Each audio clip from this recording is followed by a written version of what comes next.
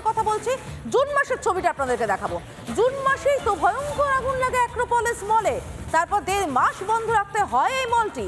কি ঘটেছিল জুন মাসে দেখুন, তখন আমাদের প্রতিনিধি ভাস্করের তুলে ধরা প্রতিবেদন। যে এই মুহূর্তে আমি রয়েছি সেই শপিং মলে এবং এখানে দুটি ফায়ার এক্সটিংগুইশার রয়েছে। যে ফায়ার এক্সটিংগুইশারে কবে লাস্ট পরীক্ষা করা হয়েছিল, কবে রিফিল করা হয়েছে, কবে আবারও রিফিল করতে হবে, কি ধরনের ফায়ার এক্সটিংগুইশার এবং যিনি তদারকি করছেন তার সিগনেচার কোনো কিছুই কিন্তু নেই। এবং এই ধরনের ফায়ার এক্সটিংগুইশার আদৌ ব্যবহার করা সম্ভব হয়েছে কিনা সেটা নিয়ে প্রশ্ন রয়েছে। এবং এই মুহূর্তে দাঁড়িয়ে আমরা রয়েছি ফায়ার এক্সিটের সামনে এবং এই গোটা ফায়ার এক্সিটে এখনো অবধি কিন্তু ধোঁয়ায় ঢেকে রয়েছে।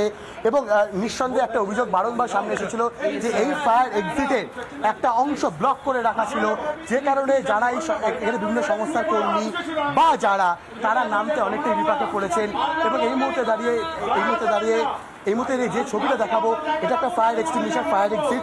সেই ফায়ার এক্সিটের সামনে আমরা রয়েছি এবং এই ফায়ার এক্সিটের একটা অংশ ব্লক করে রাখা ছিল এমন একটা অভিযোগ কিন্তু সামনে এসেছে। সেই কাজ চলছে আর সেই দিকটা আমরা যাওয়ার চেষ্টা করব। এবং এই মুহূর্তে লেখা রয়েছে এটা ফায়ার এক্সিট, একাধিক ফায়ার এক্সিট দেখতে পাচ্ছি। এইটি একটি ফায়ার এক্সিট। বিশ্বরূপ একবার এসো, এই ছবিটা দেখাও।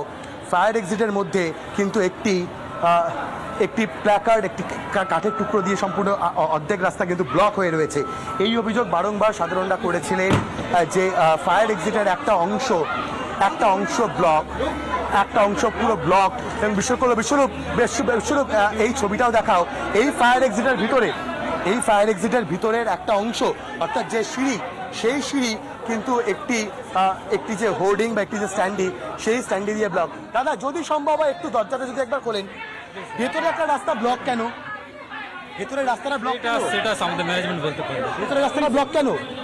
ফায়ার এক্সিট তো খালি থাকার কথা। যে ফায়ার এক্সিট সম্পূর্ণ আপৎকালীন পরিস্থিতির জন্য খালি থাকার কথা, সেই ফায়ার এক্সিটের একটা অংশ স্ট্রাকচার দিয়ে সম্পূর্ণভাবে ব্লক করে কেন রাখা ছিল? এবং রাজ্যের মন্ত্রী সুজিত বসু তিনিও রয়েছেন, জাভেদ খান রয়েছেন এবং কলকাতা পুলিশের যারা উচ্চপদস্থ আধিকারিক তারা এখানে উপস্থিত রয়েছেন। এবং মূলত প্রশ্ন একাধিক, এই শপিং মলের অগ্নি নির্বাপন ব্যবস্থা আদৌ যথাযথ ছিল কি? এবং ফায়ার অফিসার তারা রয়েছেন। স্যার একটাই প্রশ্ন, ফায়ার এক্সিট তো সম্পূর্ণ খালি থাকার কথা। ফায়ার এক্সিট যেটা হবে ছিল না, কে বললো আপনাকে? এই সামনের ফায়ার এক্সিটে দেখা যাচ্ছে, স্যার একটা স্ট্রাকচার ব্লক করে রাখা। ওটা এখন বন্ধ, তখন খোলা ছিল স্যার, এখন তাহলে ব্লক হয়ে গেল। টেকনিক্যাল ব্যাপারটা আপনার কাছে মানে আমরা জানতে চাই, টেকনিক্যাল ব্যাপার আমরা জানতে চাইছি আমরা জাস্ট জানতে চাইছি ফায়ার এক্সিট কি ব্লক ছিল? সাধারণ মানুষ অভিযোগ সব ওপেন ছিল। কি অভিযোগ করছে আপনার কাছে করছে, আমার কাছে কেউ অভিযোগ করেনি, করলে নিশ্চয়ই দেখবো। ছবিও ধরা পড়ছে স্যার। এবং অবশ্যই অন্তত দমকল আধিকারিকেরা তারা দাবি করছেন যে সমস্ত ফায়ার এক্সিট একেবারে যথাযথ পরিষ্কার ছিল। কিন্তু যে ছবিটা ধরা পড়লো সেই ছবিটা সত্যি নাকি দমকল আধিকারিকদের এই দাবি সত্য, এটা নিয়েও নিঃসন্দেহে প্রশ্ন থাকবে। প্রশ্ন অনেক রয়েছে অ্যাক্রোপলিস মলের ফায়ার এক্সিট নিয়ে। যে প্রশ্ন আপনারা দেখলেন, দমকল আধিকারিককে জিজ্ঞেস করলো ভাস্কর, যার উত্তরে ছবিতে ব্লক ধরা পড়লো, ছবিতে বন্ধ ধরা পড়লো, তিনি এড়িয়ে গেলেন। ঠিক সেই সময় দেখলেন আপনারা ভাস্করের ছবিতেই ধরা পড়লো দমকল মন্ত্রী সুজিত বসু, তিনি ঘটনাস্থল পরিদর্শন করছেন। পরিদর্শন করার পর তিনি কি বলেছিলেন অ্যাক্রোপলিস মলের অবস্থা সম্পর্কে শুনুন।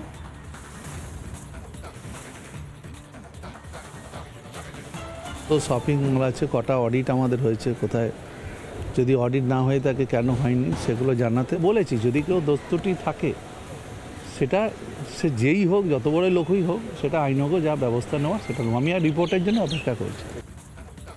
নানা ধরনের কন্টেন্ট দেখার জন্য লাইক করুন, শেয়ার করুন আমাদের ফেসবুক পেজ, সাবস্ক্রাইব করুন আমাদের ইউটিউব চ্যানেল।